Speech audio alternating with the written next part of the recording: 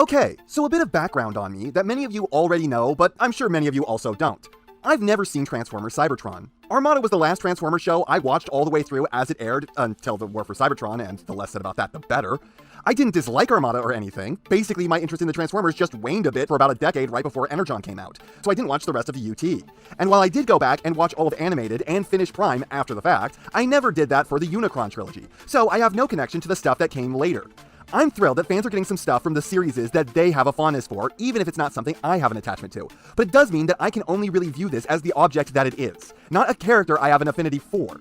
I know a few details about them, like they were a guy in Japan and they were a girl here, and it's blatantly obvious because this design isn't androgynous in the slightest. It's clearly a dude, but that's about it. It's Legacy Velocitron Override / Nitro Convoy.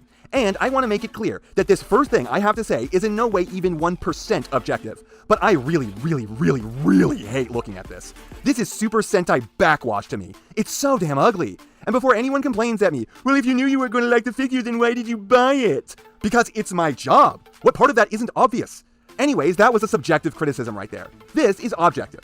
It basically looks perfect. This is exactly the design it's supposed to have. Hasbro has perfectly captured the show appearance, and I'm sure fans of Cybertron / Galaxy Force could not be happier. Though, I do have to say that this was from the first era where the show just looked like the toys, so aside from the proportional issues, there was already a solid representation of this character in the main line. Though, I suppose this is far more accessible now, and it's definitely going to be more posable. It is a real strange switch-up when Hasbro has been doing a lot to chugify the characters from every other series that they've left Override almost completely untouched. As such, if I had two objective criticisms for this figure, it's that one, that causes this thing to stand out a little weirdly when it's set next to other characters from Legacy and the War for Cybertron, and two, this is unrelated to that, but this figure has the twiggiest thighs I've ever seen on any figure ever. I know that it's off the original design, but it still looks super goofy, especially with the monumentally tall knee guards.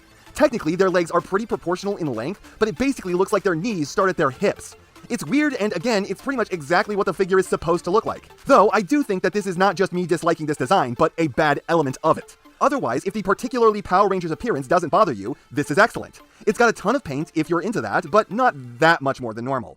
And I have to ask, where is our money going? This is a Voyager. But it's 100% just a deluxe. And don't fucking tell me that Voyager is just a price point and what matters now is parts count and complexity, because this thing is not complex. Transformation is 100% a normal deluxe transformation, and I've had a lot better and more intricate in that price class, and it's not bigger either. This really feels like they're charging us extra for the privilege of it not being G1. Like, oh, you want the UT stuff? Okay, but it's gonna cost ya. The feet don't even have the gold paint that they should, and the weapon is almost completely plain when it's not supposed to be as well. They are giving us a pretty dirty grift right here. Oh, and remember when I said that I thought it looked like this thing parts forms, and a bunch of people called me a moron for suggesting it? God, don't you know that's just weapon storage? I mean, technically you're right, that is just weapon storage, but the problem is that I was asking because there was a huge amount of mass that seemed to be missing from the robot mode that was present in alt mode. Is it 100% excusable? Yes, it doesn't even have to come off during transformation. But come on guys, you don't have to jump down my throat when I'm fucking right, no less. Part of it was gone. I was like, parts are missing. Is this a parts former? And you were like, die, you nerd! I love you guys, but some of you need to chill sometimes. The head is blatantly a dude. There is just no mistaking this as a chick. This is like the reverse Airraiser situation, where Airraiser was obviously a woman in the show, but in Japan they accidentally made her a dude. I don't know how we made the mistake of looking at this and thinking it wasn't a guy. This isn't like Strika, where it's a masculine-looking woman. This is just male. I'll say that I think that this is a really goofy-looking helmet they're wearing, but once again, I'm not the target audience for this design, and if you are, then this is 100% perfect. Except for the light piping on the back of the head, which is fucking stupid, awful, and ugly looking, especially when you take into account the fact that they painted over the eyes.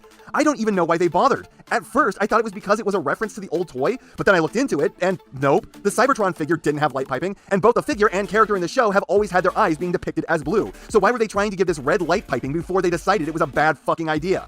And what possessed them to not change the type of plastic used for the back of the head? You couldn't even be bothered to paint that part when the light piping isn't getting used? Where is our Voyager money going, Hasbro? As much as I just managed to bitch and complain about this design, this is still an excellent rendition of the character. I'm just not a fan of the character or how it looks. I don't like the Japanese aesthetic when it comes to the Transformers, and people don't seem to understand why. So let me explain it like this. Gal Gaigar and Jay Decker are perfectly fine. They are clearly heavily inspired by the Transformers, but they aren't part of the franchise. They are doing their own Japan-styled thing.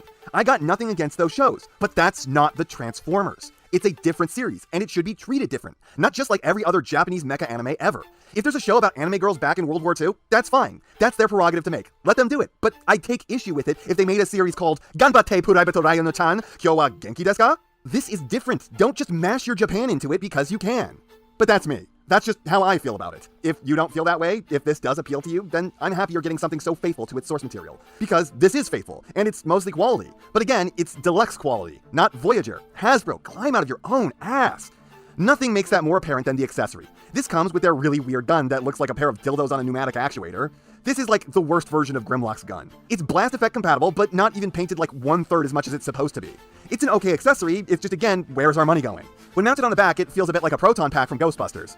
Posability is pretty average here. Head basically only swivels, and don't do it too much. I only fully rotated this once, and I stripped some paint off the chin doing so.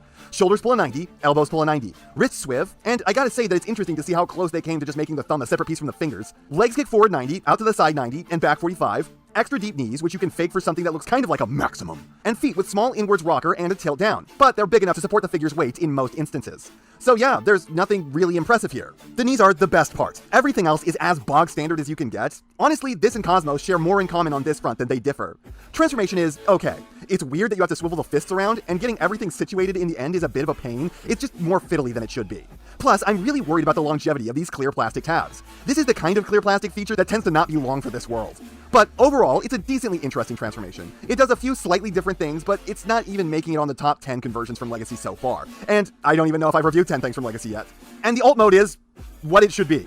I'm gonna be honest, once again, I absolutely hate what I see here, but I don't blame you for feeling differently. I can see how if you're a big Sentai fan, this is cool, and absolutely, if you feel connected to the character, I get it. But, I mean, this is just everything I don't like. It's gaudy, ugly, over-designed, nonsensical, it's a vehicle that manages to have kibble, and what the fuck is with the head sticking out of the top? I know that's the way it's supposed to be, why was it designed like this in the first place? Sure, I can't hate on the designer of this figure for this choice, considering it's faithful to what it should be, but I sure as hell can hate on the original designer.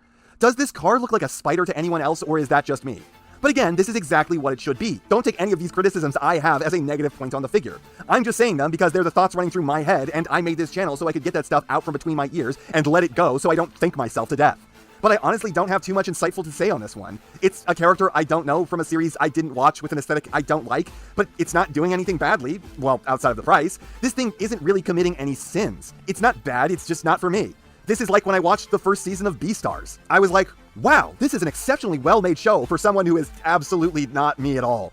I got to the end and I was like, there's quality here. That much is plain to see. Stuff for people to truly attach themselves to. But I am not among that group of people, and I really just hated all the time I just wasted on it. But I was able to appreciate the quality in a very clinical, unpassionate way. So this alt mode is good, and this figure is good. It's just not even remotely my Speedia. But it's an accurate-looking, well-built, and toleranced figure that could use a bit more paint, especially at the price. But even if this thing was coated head to foot, it wouldn't really cover the Voyager price points. It has a decent accessory that really should have been better, again, because Voyager. It has a decent transformation that's not intricate enough to justify the price point, and it has an alt mode that looks exactly like it should, and it rolls well. It's obviously lost the Cyber Planet key gimmick, but that's to be expected. And ultimately, this is exactly what the fans of the show wanted. It's just overpriced for no apparent reason. Hasbro just did it because they could. And I think the only reason that doesn't bother me more is that I don't have plans to keep this thing. Though it still pissed me the hell off with Blitzwing, and I borrowed that, so I don't even have money tied up in it. If you're a fan of the character, or if you think the design is cool, you will probably like this figure. There's nothing to really hate about it except for the price. I plan on returning this, but I worry that that will cause the store to throw it away, and I don't want that to happen. That's how good this figure is, I guess. I don't want it, but I still don't want it to go to waste. And that's not half of what I have to say, but it's enough of what I have to say. And I know you know what everyone else tells you to do at the end of these videos. So, if you liked what you saw here, please do that. And if you'd like to take it a step further, then please share this video with any friend you think may be interested. I hope you all enjoyed listening to me waste your time.